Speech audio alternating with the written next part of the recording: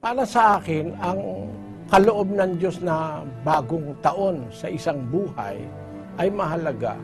Anong pinakamagandang paraan ng pagdiriwang niyan? Manalangin sa Diyos, magpasalamat na ibinagkaloob niya pa ang isang taon. Yun ang sinasabi sa aklat ng mga awit, doon sa Kapitulo 90, versikulo 12. Ituro mo sa amin ang pagbilang ng aming mga kaarawan upang kami magtamo sa amin ng pusong may karunungan. Ang kaarawan ng paglilingkod sa Diyos, binibilang po yan mga kababayan. Bibilangin mo kung nakailang taon ka na.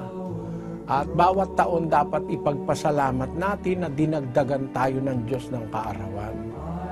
Siguro kung mayroong pinakamagandang pagdiriwang ay to kneel down in prayers before God, to thank God and to show God how grateful we are for the year that